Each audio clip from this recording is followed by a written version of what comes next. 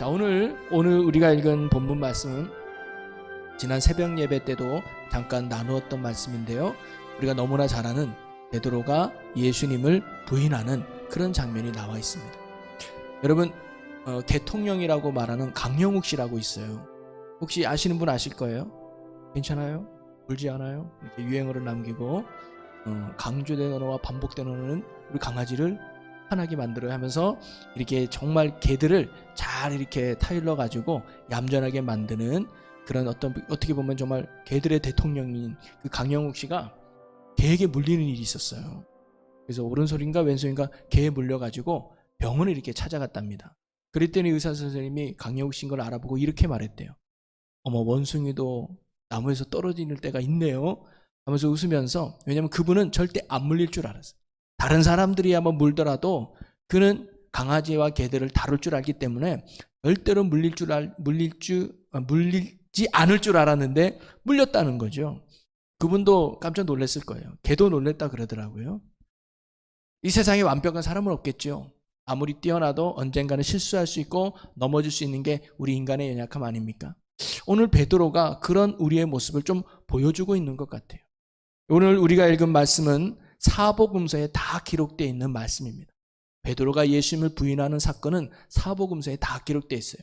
그만큼 베드로의 부인은 다른 제자들의 보기에도 참 중요한 사건이고 꼭 기록할 만한 사건이었던 것 같아요. 쉽지 않은 일이었다는 거죠. 왜냐? 다른 제자도 아니고 베드로가 배신했다는 게 놀라운 일이에요. 다른 사람도 아니고 베드로가 예수님을 부인했다는 게 제자들한테도 나름 충격으로 다가왔을지도 모르겠어요. 자, 베드로가 어떤 사람일까요? 저는 한마디로 베드로는 대단한 사람이다라고 말하고 싶어요. 머리가 단단해서 대단한 게 아니라 정말 대단한. 왜냐하면 몇 가지 제가 한번 베드로에 대해서 묵상을 해보니까, 첫째는요, 간증이 확실한 사람이 베드로야.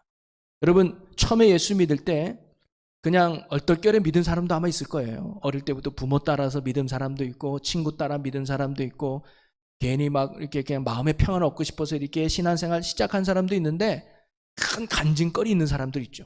지난번에 말했던 고구마 전도왕이었던 김기동 집사인지 목사님 되셨지만, 큰 교통사고를 통해서 죽다가 살아나서 하나님의 은혜를 경험하고 예수 믿는 사람 종종 있어요. 여러분, 베드로가 그런 간증이 확실했어요. 누가복음 5장에 보면 베드로가 예수님을 만나는 장면이 나오잖아요. 그가 하루 왼종일 물고기를 잡아도 한 마리도 잡지 못했습니다. 그래서 삶의 절망과 낙심 속에 빠져 있을 때 예수님을 만나요. 그리고는 그분한테 배를 빌려드리고 예수님의 말씀을 듣죠. 그러더니 예수님이 베드로야, 깊은 곳에 가서 그물을 내려라 라고 말씀을 해요. 그랬더니 베드로가 말씀을 들으면서 예수님이 보통 분이 아니라는 걸 깨달았겠죠. 그러면서 내가 밤새도록 수고했지만은 얻은 것이 없어요. 하지만 예수님의 말씀을 믿고 내가 그물을 내리겠습니다 해서 깊은 곳에 가서 그물을 내렸더니 어떻게 됐어요? 그물이 찢어질 정도로 많은 물고기를 잡은 거예요. 쉽게 말하면 간증, 기적을 경험한 거죠. 그리고는 베드로는 예수님 앞에 무릎 꿇고 주님, 나는 죄인이니까 떠나소서. 그때 예수님이 베드로야, 내가 이제 너를 사람 낚는 어부가 되게 했으니 나를 따르라 해서 모든 것을 버리고 예수를 따르지 않습니까? 물론 베드로가 예수를 따른 건 주님의 그 부르심의 명령도 있지만 간증이 확실하잖아요. 은혜가 분명하잖아요. 야, 이분은 정말 내가 믿고 의지할 만하다라고 하는 큰 은혜를 받았던 사람이 바로 베드로였습니다. 또 하나, 베드로는 우리가 알다시피 모든 것을 버려두고 예수를 쫓았던 사람이에요. 물론 다른 제자들도 다 그랬지만 유독 베드로가 그 강조점을 강하게 나가고 있어요. 배와 모든 것들을 버려두고 예수님을 쫓았던 사람이 베드로였고요. 또 하나는 예수님께 특별히 인정받고 사랑받았던 제자가 바로 베드로였어요. 그리고 예수님은 어디 갈 때 특별히 사랑했던 3명의 제자들이 있어요. 베드로와 요한과 야고보였어요. 그래서 우리가 알고 있는 야이로 해당장의 딸이 죽었을 때 그 집에 들어갈 땐 3사람만 데리고 예수님이 들어갔죠. 또 변화산에 올라갈 때 예수님이 이 3사람을 데리고 올라갔어요. 여기까지는 3사람 중이긴 하지만 가장 중요한 건 베드로의 신앙 고백. 너희들은 나를 누구나 하느냐 했을 때 베드로가 주는 그리스도시요 살아계신 하나님의 아들입니다라고 고백했더니 예수님이 뭐라고 말해요? 칭찬하죠. 그리고 이 반석 위에 내 교회를 세우겠다. 이 말은 뭐냐면 네 신앙 고백을 통해서 교회가 세워질 거야 하면서 베드로를 아주 칭찬했던 내용도 우리가 알 수 있어요. 그만큼 예수님께 특별히 인정받고 사랑받았던 제자가 베드로였단 말이죠. 또 하나 중요한 베드로의 대단한 부분은 뭐냐면 예수님의 가르침에 있어서 가장 적극적이고 가장 열심히 냈던 제자가 베드로였어요. 즉 예수님께서 말씀을 하실 때 비유로 말씀을 많이 하셨잖아요. 그러면 이 비유가 무슨 말씀인지 모를 때마다 예수님, 이 비유가 어떤 말씀인지 내게 좀 가르쳐 주세요라고 하면서 예수님의 가르침에 적극적으로 알려고 했던 게 베드로예요. 몇 가지 말씀을 보면 마태복음 15장 15절에도 베드로가 대답하여 이르되 이 비유를 우리에게 설명하여 주옵소서. 그냥 다른 제자들은 저게 뭘까 고민만 하고 있었지만 베드로는 나 이거 알아야 되겠어. 이 말씀이 무슨 뜻인지 내가 꼭 알아야 되겠어 하면서 예수님께 가르쳐달라고 쫄랐던 제자가 베드로였습니다. 또 누가복음 12장 41절에도 베드로가 여짜오되 주께서 이 비유를 우리에게 하심이니까 모든 사람에게 하심이니까 하면서 예수님의 말씀을 적극적으로 깨닫고 알고자 했던 사람이 바로 베드로였어요. 그런 베드로가 예수님 보시기에 얼마나 좋아했겠습니까? 그리고 또한 아까도 했지만 예수님이 변화산에 올라갈 때 베드로와 요한과 야고보를 데리고 갔다고 그랬잖아요. 그들은요 예수님이 모세와 엘리야와 함께 이야기하는 장면을 이 세자는 다 보았을 거예요. 그런데 유독 이 환경을 보고 적극적으로 고백했던 게 베드로예요. 베드로가 이렇게 고백을 하죠. 두 사람이 떠날 때에 베드로가 예수께 여짜오되 주여 우리가 여기 있는 것이 좋사오니 우리가 초막 셋을 짓되 하나는 주를 위하여 하나는 모세를 위하여 하나는 엘리야를 위하여 하사이다 하되 자기가 하는 말을 자기도 알지 못하더라.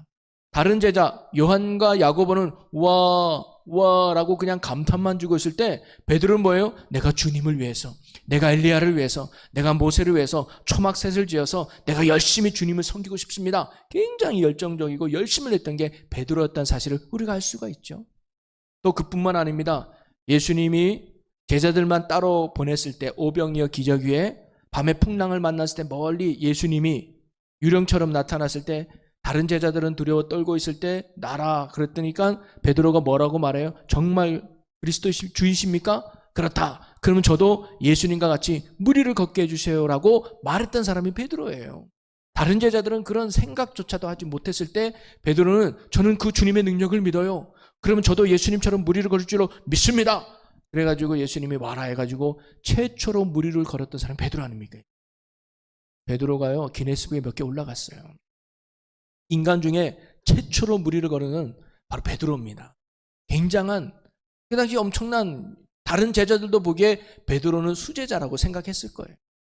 그리고 또한 예수님께서 마지막 만찬을 드시고 너희들은 나를 다 떠날 것이다 라고 말했을 때 베드로가 가장 큰 소리치죠. 다른 제자들은 예수를 떠나고 부인할 줄 몰라도 나는 결코 떠나지 않겠습니다라고 큰 소리쳤던 게 베드로고 다른 제자들도 그런 베드로를 믿었는지도 모르겠어요. 아, 베드로라면 저런 소리 칠만해. 왜? 간증이 확실하잖아. 그리고 얼마나 예수님을 사모해. 얼마나 열심히 있어. 정말 저 사람은 예수와 함께 죽을 사람이야 라고 다른 제자들도 아마 생각했을지도 모르겠어요. 그리고 예수님이 잡히시는 그날 적극적으로 예수님 편에서 섰던 사람이 누구예요? 베드로였어요. 다른 제자들은 끈질끈질할 때 베드로는 너희들이 감히 하면서 예수님 앞에서 칼을 들고 예수님을 막아 섰던 사람이 베드로 아닙니까? 누가 봐도 배신할 것 같지 않고 누가 봐도 부인할 것 같지 않고 누가 봐도 끝까지 예수님 편에서 살아갈 만했던 베드로였다 이 말이죠. 그런데 오늘 말씀은 어때요? 그런 베드로가 예수님을 3번씩이나 부인하는 장면이 나와요. 물론 사복음사가 조금 차이가 나긴 합니다만은 맥은 똑같아요. 뭐냐? 그렇게 잘 나가고 대단했던 베드로가 한순간에 예수님을 모른다고 부인해버리는 거예요. 자, 오늘 누가복음에 보면 그 부인의 과정이 이렇게 나오죠. 이제 예수님이 붙잡혀가지고 대제사장 집에 가서 신문을 받고 있습니다. 그랬더니 베드로가 몰래 예수님을 멀찍이 따라갔어요. 그랬더니 거기에서 아마 추운 날이었나 봐요. 불을 쬐고 있더니 한 사람이 오늘 보니까 56절 57절 보니까 한 여정이 나와서 이 사람도 그와 함께 있었다. 내가 봤다라고 이야기하는 거예요. 그랬더니 베드로가 뭐라는 거예요? 나는 그를 알지 못한다 라고 하면서 나 저 사람 몰라 라고 예수님을 부인하죠. 그리고는 잠시 후에 또 어떤 한 사람이 아니야 너도 그 당이야. 너도 그 한패라는 거 내가 알고 있어. 그랬더니 이번에는 뭐예요? 나는 아니야. 나는 저 사람과 한패가 아니야 라고 부정을 해요. 그리고는 1시간의 시간이 흘렀다고 나와요.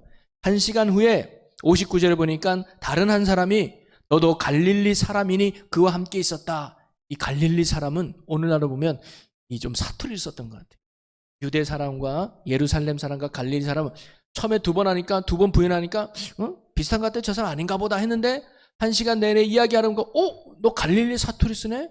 야, 예수는 제자들이 갈릴리 사람인데 아니야, 너 정말이야. 너 보니까 예수와 같은 한패야 라고 다시 베드로를 지적하죠. 그때 베드로가 뭐라고 말하냐면 나는 내가 하는 말을 알지 못한다 라고 이야기를 해버립니다. 처음에는 예수님을 부정을 해요. 두 번째는 나를 부정을 해요. 세 번째는 말하는 그 사람을 부정해버리면서 모든 것을 부정하는 것을 알 수가 있어요. 그런데 베드로가 예수님을 부인하는 이 장면이 동일하게 기록된 마가복음과 마태복음에 보면 마지막 세 번째가 다릅니다. 누가복음에는 되게 순한 말로 나는 내가 하는 말을 알지 못한다 라고 표현했지만 마태복음과 마가복음에는요 맹세하며 저주했다고 나와요. 맹세하며 저주했다는 것은 나 하늘에 맹세하고 있는데 나 저 사람 몰라. 자꾸 나를 깨우지 마. 나 저 사람 진짜 몰라. 그러면서 나중에는 저주했다는 거예요. 이 말은 뭐냐면 쉽게 말하면 욕했다는 거 아닙니까? 난 몰라 말이야. 응? 왜 나랑 엮으려고 하냐고 말이지. 저 사람은 십자가 져도 될 사람일지도 몰라. 나랑 엮지 마. 하면서 전혀 예수님과 상관없는 사람처럼 베드로가 예수님을 부인해버리는 거예요. 강한 부정이죠. 이 모습이 나중에 보니까 제자들에게는 충격이었던 거예요. 이렇게 끝까지 예수님을 부인하지 않을 것 같았던 베드로가 이렇게 예수님을 맹세하며 저주까지 하면서 부인했던 그 모습이 당시 제자에게는 큰 충격이 돼서 성경에도 사복음서에 다 기록되지 않았을까 생각이 듭니다. 물론 여러분들이 베드로가 부인하는 장면의 이야기를 너무나 많이 듣고 너무나 많이 잘 알고 있을 거예요. 아마 훌륭한 목사님들의 설교를 통해서 이 본문 속에서 여러분이 또 받은 은혜가 있고 깨달음이 있을지도 모르겠습니다. 저는 오늘 이 말씀을 가지고 몇 가지 제가 묵상하면서 깨달았던 걸 여러분과 함께 나누기를 원하는데요. 베드로의 부인하는, 예수님을 부인하는 이 모습을 통해서 우리에게 주는 몇 가지 교훈이 있는 것 같아요. 첫째는 뭐냐면 우리도요 언젠간 넘어질 수 있는 존재라는 사실을 깨닫고 살아가는 게 중요한 것 같습니다. 여러분, 베드로가 이렇게 넘어질 줄 누가 알았겠어요? 예수님만 알았는지도 모르겠어요. 다른 제자들은 베드로가 결코 예수님을 부인하지 않을 줄로 알았을 겁니다. 그런데 이렇게 대단했던 베드로가 이렇게 쉽게 사람들 앞에서 예수님을 부인할 줄 누가 알았겠습니까?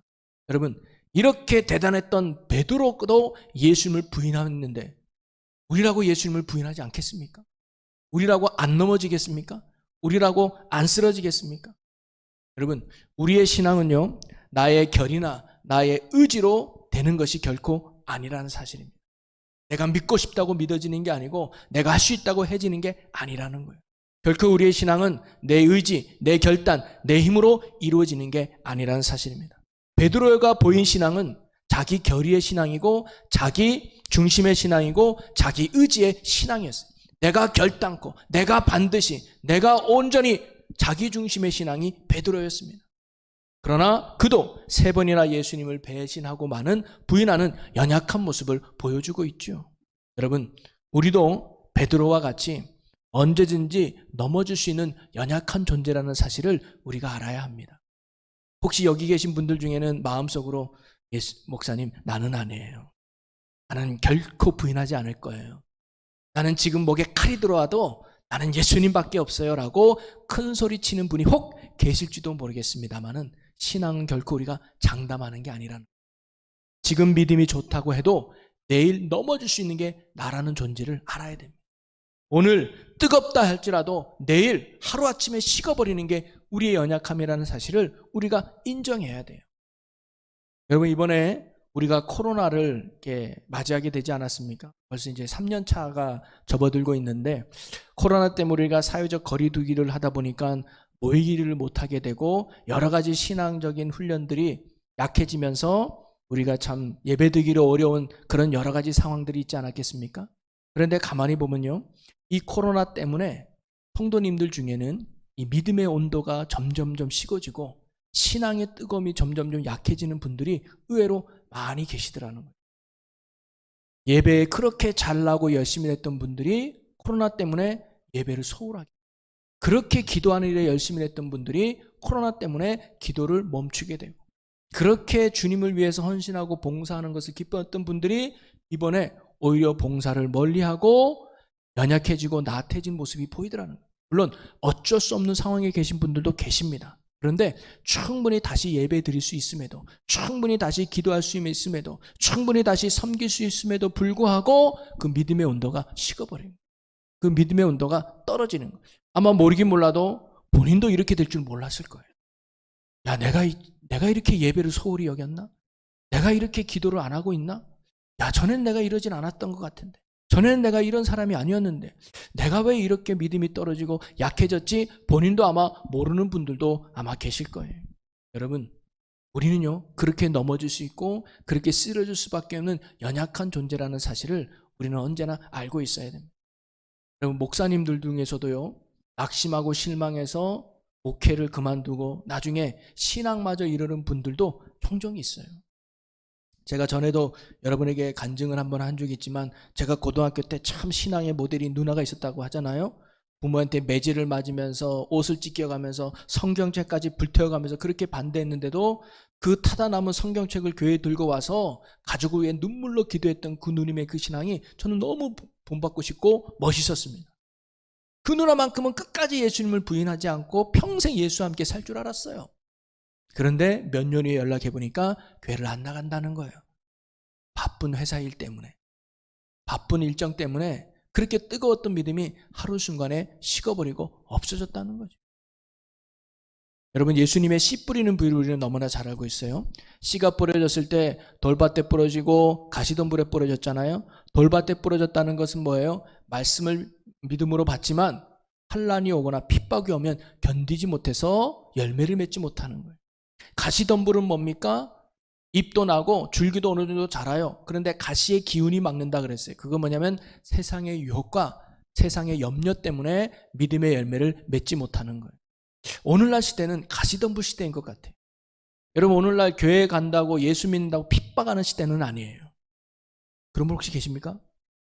선글라스 껴서 멍들어가지고, 왜냐면 남편한테 맞아가 교회 간다고 맞아가지고 왔습니다. 머리 이렇게 뽑혀서 왔습니다. 요즘은 그렇게 신앙생활 하는 분들은 없어요. 그런데 우리 나이가 드신 70대 80대 권사님들 시대 때는 그랬어요.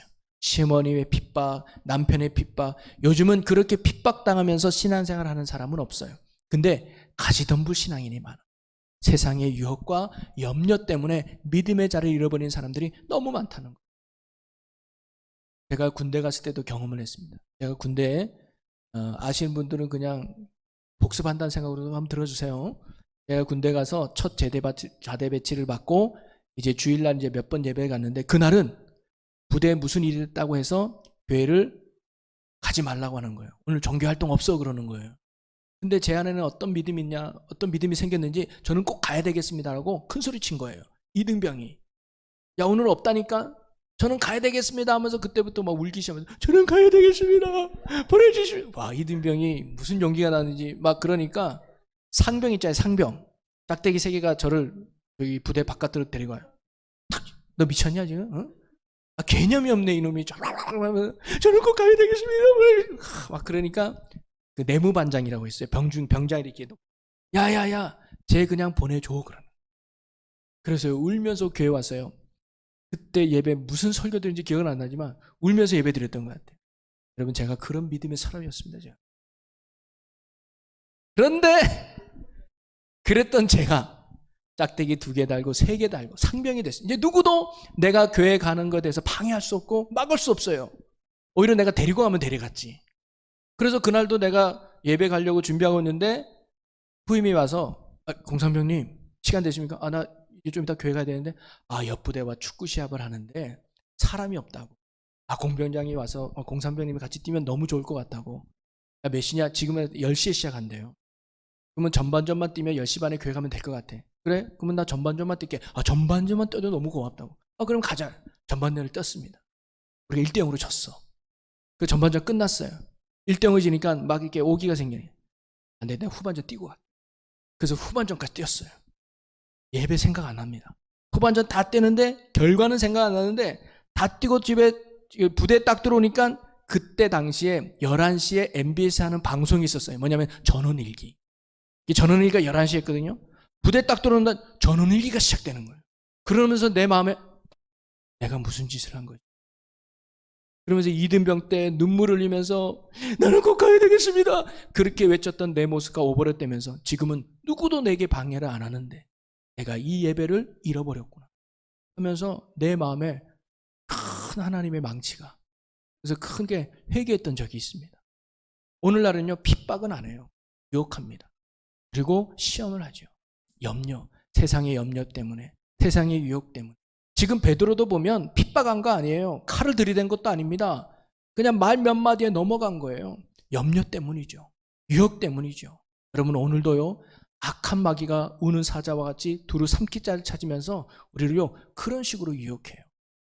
야, 예배도 중요하지만 이것도 중요하지 않겠니? 기도도 중요하지만 우선 요거부터 해야 되지 않겠냐 하면서 우선순위를 바꿔놔요. 가치를 변화시켜서 점점점 우리의 마음이 그리스도께서 멀게 하는, 요즘은 사탄이 그런 전략으로 그리스도인들을 꼬시는 것 같아요. 여러분, 이런 시대에 당신 바짝 차려서 언제 어디서나 주님 떠나지 않고 믿음 가운데 승리하며 살아가는 저와 여러분이 되기를 주의 이름으로 축원합니다. 그래서 우리의 믿음은요, 과거의 믿음에 연연하면 안 돼요.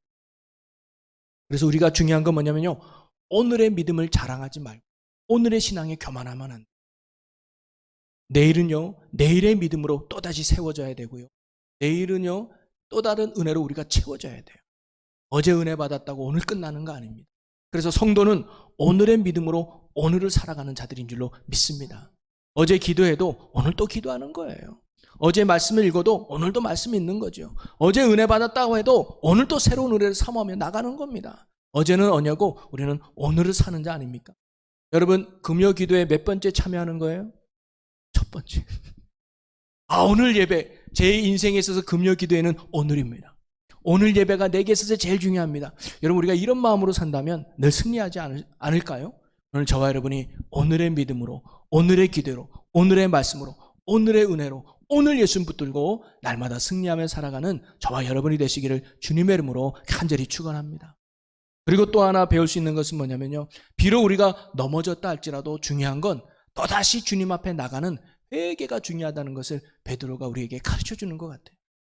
여러분, 61절에 보니까 베드로가 주께 돌이켜 베드로를 보시니 베드로가 주의 말씀 곧 오늘 다구기 전에 내가 3번 나를 부인하심이 생각나서 밖에 나가서 심히 통곡하니라. 부인하고 나니까 예수님의 말씀이 생각나서 밖에 나가서 심히 통곡했다는 걸 회개했다는 거죠. 내가 무슨 짓을 한 거지? 상병이 저의 모습을 보는 것 같다. 내가 무슨 짓을 한 거지? 응? 내가 그렇게 이든병 때는 그렇게 목숨 걸고 칼을 들이대도 나는 교회 나겠습니다라고 했던 내가 이렇게 내가 몇 마디에 쏘가가지고 내가 이렇게 예배를 빠먹은, 아마 베드로도 그랬을 거예요. 내가 무슨 짓을 한 거지? 그렇게 예수 앞에서 다른 제자는 다 부인해도 나는 결코 부인하지 않습니다라고 큰질했던 내 모습은 어디 가고, 그 몇 마디 때문에 내가 쫄아가지고 예수님 모인다고 부인했던 자기 자신이 그 예수님 앞에 얼마나 부끄러웠을까요? 통곡하며 회개했던 거예요. 여러분, 베드로와 유다 동일하게 예수님을 부인하지 않았습니까? 유다도 예수님을 부인했잖아요. 배신했죠. 근데 이 두 사람의 가장 큰 차이가 뭐냐면 바로 죄를 깨달음으로 머물지 않고 그 깨달음이 회개로 나아갔다는 거예요. 여러분, 가룟 유다도 깨달았어요. 내가 무슨 짓을 한지 깨달았어요. 그래서 그 돈을 같이 갖다 주지 않았습니까? 내가 잘못한 걸 알았어요. 근데 가룟 유다의 실패는 거기에서 끝났다는 거죠. 깨달음으로 끝나는 것이 아니라 그 죄를 깨달음을 회개의 자리로 다시 주님을 붙드는 믿음의 자리로 나가야 되는데 가룟 유다는 그걸 못했어요. 베드로는 뭐예요? 통곡하며 주님을 아마 다시금 주님 앞에 나가는 회개 기도를 했을 거예요. 여러분, 다윗이 왜 하나님 앞에 사랑받는 줄 아십니까? 완벽해서가 아니죠. 그가 밧세바에 범하고 났을 때 나단 선지자가 그를 책망했을 때 그가 하나님 앞에 통곡하며 진심 어린 회개를 했다는 게 중요합니다. 그는 왕이었잖아요. 나단 선지자가 왔을 때 당신이 이런 죄를 진 거요 라고 했을 때 나단 선지자 일로 와봐요. 이 사실을 알고 있는 사람이 또 있나요? 나밖에 모르고 완전 범죄. 나단만 없으면 나는 깨끗해. 이럴 권세와 힘이 있는 게 다윗 아니었습니까? 근데 그는 하나님을 속일 수 없다는 걸 알았다. 그래서 통곡하며 하나님 앞에 회개했던 게 다윗이고 하나님은 그런 다윗을 어여뻐해 주신 거예요. 여러분, 오늘도 정말로 하나님이 원하고 기뻐하는 성도는요, 완벽한 성도가 아니에요. 죄도 안 짓고 깨끗한 성도가 아닙니다. 사실 우리가 그렇게 살아갈 수도 없어요. 때론 넘어지기도 하고 쓰러질 수 있는 게 연약한 우리 모습 아닙니까? 그렇다더라도 좌절하고 낙심하고 깨달은 걸로 머무는 게 아니라 다시 주님 앞에 나가는 거예요. 누구처럼? 둘째 아들처럼. 아, 내가 주님 따라서 이렇게 영적으로 실패하고 있구나. 내가 죄졌기 때문에 이런 아픔에 있구나. 깨닫는 게 중요한 거 아닙니다. 그 깨달음을 가지고 다시 주님 앞에 나가는 거죠. 다시 예배가, 다시 기도의 자리로, 다시 말씀의 자리로 나가는 회개에 합당한 열매가 있을 때 그 속에서 주님의 또 다른 회복의 은혜가 우리의 삶에 넘치게 될 줄로 믿습니다. 혹시 저와 여러분 중에 누구에게는 말 못하지만 주님이 보시기에 오늘 베드로와 같이 우리가 약해지고 식어졌던, 주님을 점점 멀리했던 우리의 연약한 모습이 있다면, 그래서 내가 지금 왜 이럴까라고 혹시 깨달음이 주어진다면 그것을 깨달음으로 끝나는 것이 아니라 회개로 나아갈 수 있는 우리가 되시기를 주님의 이름으로 간절히 초망합니다. 그래서 다시금 우리의 시선이 주님을 향하고 우리의 마음이 다시 주님을 품잖아요. 그래서 다시 예배에 성공하고 기도의 자리에 힘쓰고 말씀 속에 살아간다면 주님께서 주시는 회복의 은혜가, 주님께서 주시는 은혜의 열매가 우리의 삶에 다시 넘치게 될 줄로 믿습니다. 그리고 마지막으로요, 저는 베드로가 이렇게 실패했던 원인이 무엇인가를 한번 살펴봤어요. 베드로가 왜 이렇게 실패했을까? 그 원인을 알면 우리도 실패하지 않고 늘 이기며 성공할 수 있지 않을까요? 그 첫 번째를 보니까 베드로가요, 주님을 멀찍이 따라갔기 때문이었다는 거예요. 자, 오늘 말씀 54절에 보니까 예수를 잡아 끌고 대제사장의 집으로 들어갈새 베드로가 멀찍이 따라가니라. 여러분, 베드로와 예수님의 거리가 가깝지 않고 멀었다는 거, 이게 중요한 거거든요. 베드로는 항상 예수님과 가까이 지내려고 했던 게 베드로였어요. 우리가 알다시피 항상 야이로 딸 집에 갈 때도, 변화산에 올라갈 때도, 아까 얘기했지만 예수님이 무리를 걸을 때도 어떻게든 예수님과 가까이 하고 싶어서 예수님께 손 내밀려고 했던 게 베드로 아닙니까? 그런데 오늘은 그렇게 가까이 있고 싶었던 예수님을 멀찍이 따라간 거예요. 거리를 두고 따라간 거예요. 여러분, 혹시 우리가 신앙의 거리 속에 있어서 주님과 멀찍이 신앙생활을 하고 있지는 혹시 않습니까? 요즘 우리가 코로나로 사회적 거리두기를 하잖아요. 그래서 옛날에 우리가 이승만 대통령 때도 그러죠. 뭉치면 살고 흩어지면 죽는, 제가 성대모사 잘 안 되는데, 그래서 뭉치면 살고 흩어지면 죽는다, 이런 말을 만겨가지고 유행이 된 지 했잖아요. 근데 코로나 때문에 뭉치면 죽고 흩어지면 산다는 말로 바뀌었다 그래요. 예. 근데 그거는 우리끼리인데 그 신앙에도 적용하는 분이 계신 것 같아요. 신앙에도, 야, 이런 식의 교회 안 가는 게 좋아, 이런 식의 기도 안 하는 게 좋아, 괜히 기도하러 갔다가 코로나 걸리면 어떻게 하면서 괜히 알게 모르게 우리가 주님과의 거리를 멀찍이 두는 우리의 모습은 혹시 없습니까? 여러분과 같이 어떤 형편이 오든 어떤 상황이 오든 나는 예수뿐이 하면서 예수님께 꼭 붙어 다녀서 언제나 예수님과 동행하는 분들이 있는 반면에 가끔 상황과 형편에 따라서 예수님을 거리 두는 성도들도 있더라고요. 어떨 때는 꼭 붙어 있다가 상황이 좀 안 좋으면 좀 거리를 뒀다가. 여러분, 거리를 둘 때 어떤 일이 벌어지는 줄 알아요? 거리를 둘 때 베드로가 공격당한 거예요. 너 그 사람과 함께 있었잖아. 맞아, 너 그 당이지. 공격당해서 누구도 자기 편이 없으니까 거기서 두려워서 죄짓게 되는 경우 아닙니까? 여러분, 주님과 거리를 멀어지면요, 사탄이 그때 우리를 공격하는 거예요. 그때 우리 연약함을 공격하는 거거든요. 여러분, 하와가 언제 무너져요? 혼자 있을 때. 혼자 있을 때 마귀가 유혹하지 않습니까? 멀어졌을 때예요. 다윗도요, 혼자 있을 때, 멀어졌을 때 사단의 유혹에 넘어간 거거든요. 여러분, 포도나무 가지는요, 포도나무에 붙어 있어야 된다고 말씀하지 않습니까? 가지는 포도나무에 붙어 있어야 생명력 얻는 거예요. 그리고 성도는 지체라고 하지 않습니까? 몸의 지체인데 성도는요, 몸 대신 그리스도께 붙어 있어야 지체로서 살아갈 수 있는. 우리 잊지 마십시다. 예수 안에 붙어 있어야 돼요. 예수 안에 꼭 붙어 있어야 돼요. 여러분, 오늘 예수와의 거리가 얼마나 됩니까? 5m 됩니까?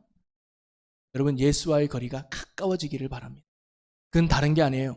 예배에 승리하고 말씀에 순종하고 기도에 힘쓰는 거예요.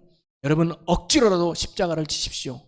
구레네 사람 시몬처럼 억지로라도 예배 자리에 나오시고 억지로라도 기도의 자리에 나오시고 억지로라도 말씀을 붙드세요. 그것이 내가 사는 길이에요. 그것이 예수님을 잃어버리지 않는 우리의 믿음의 모습인 줄로 믿습니다. 교회가 힘들고 어려울 때 그렇게 말하는 분이 있어요. 제가 은혜가 안 돼가지고 기도의 자리를 안 가게 되네요. 은혜가 돼야 나가지요. 물론 그러면 얼마나 좋겠어요. 제가 여기에서 막 말씀 전할 때마다 여러분이 막 가슴이 뜨거워지고 말씀을 전할 때마다 할렐루야 외쳐지고, 야 정말로 금요기도에 가니까 말씀이 충만해. 금요기도에 가니까 막 기도 응답이 저절로 이루어지고, 금요기도에 가니까 너무 뜨거워. 그러면 안 나올 사람 없겠죠. 안 되는 거 어떻게 내가. 하나님이 그렇게 주셔야 되는 거 아니겠습니까? 때가 있다고 저는 봐요.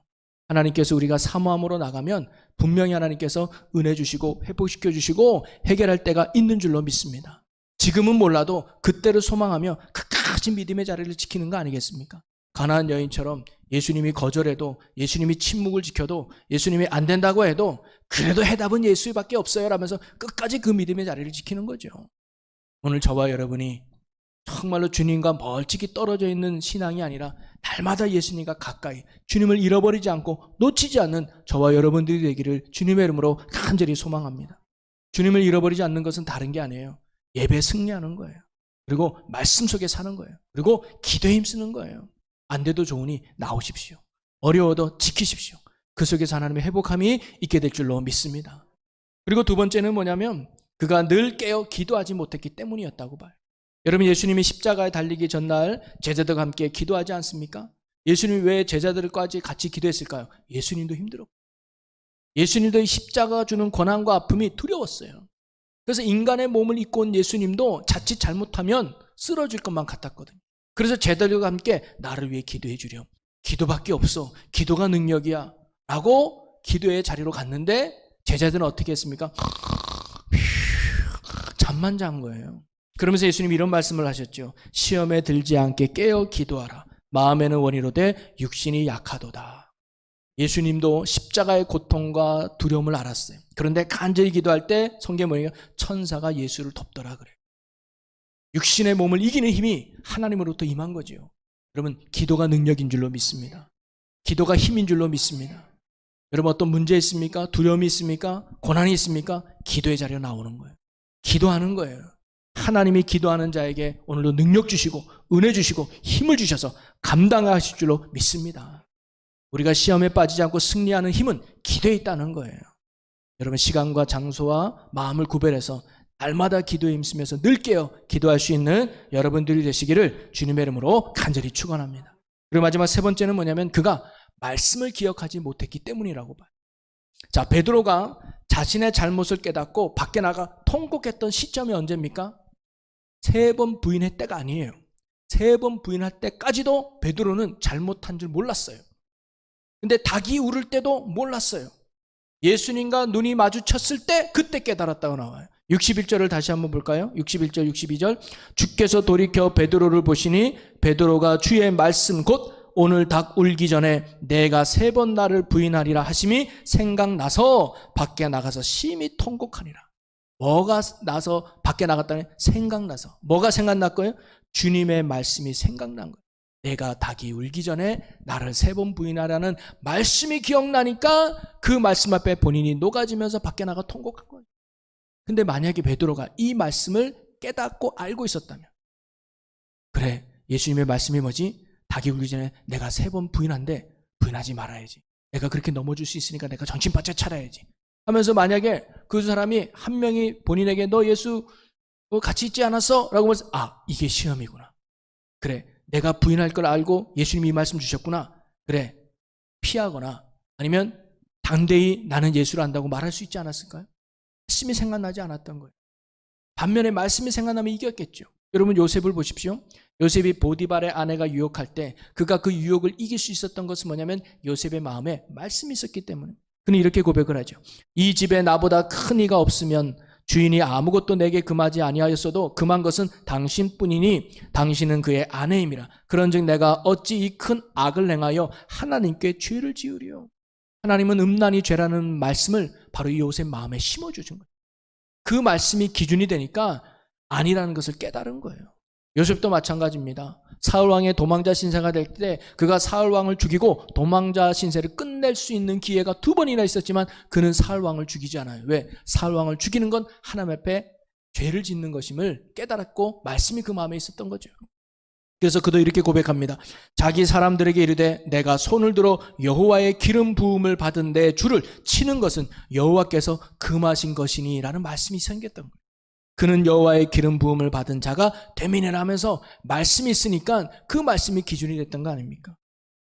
이처럼 말씀이 내 안에 살아있는 사람, 말씀이 내 안에 넘치는 사람, 말씀이 내 안에 세워진 사람이 유혹을 이기고 시험을 이기며 승리하게 되는 줄로 믿습니다.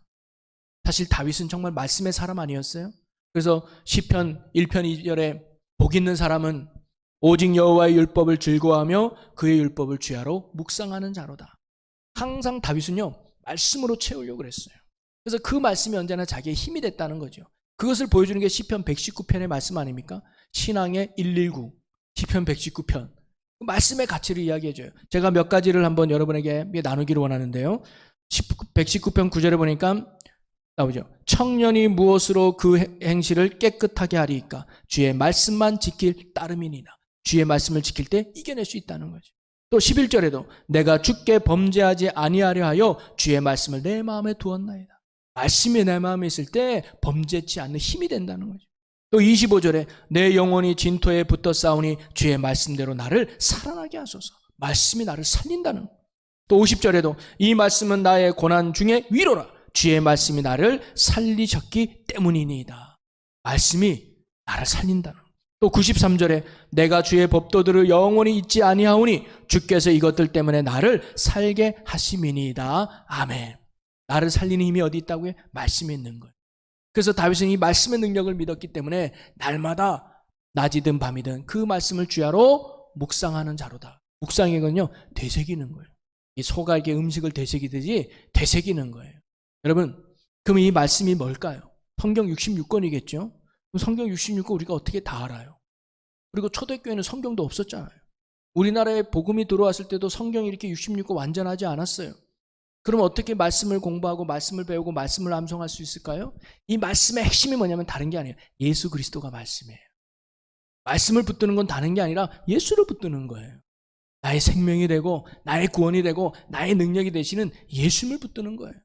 그분이 오늘도 우리를 유혹으로부터 이겨나가게 해줄 것이고 시험으로부터 이겨나가게 해줄 수 있는 능력의 주님인 줄로 믿습니다. 그래서 히브리서 기자는 뭐예요? 믿음의 주요 온전케 한 예수를 바라보라. 그분이 능력이야. 그분이 힘이야. 그분이 구원이야. 오늘도 예수가 나의 구원이고 예수가 나의 승리의 이유 되심을 믿으시기를 바랍니다.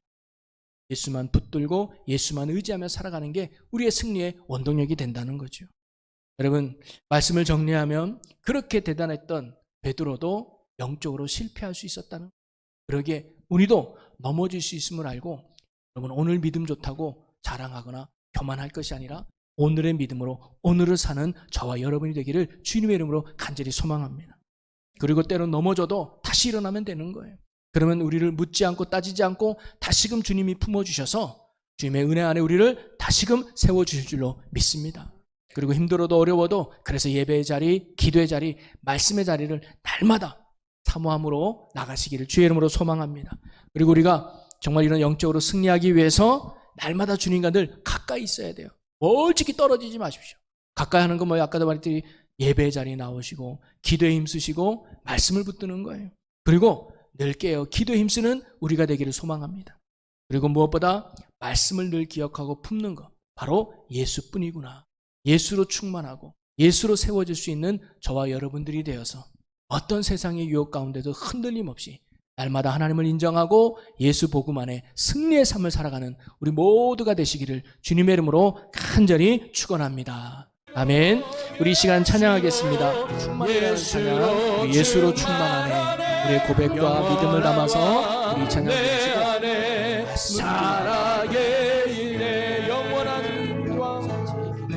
영원한 왕 내 안에 살아계시네. 아멘. 우리 이 시간 함께 기도하며 결단하기 원합니다.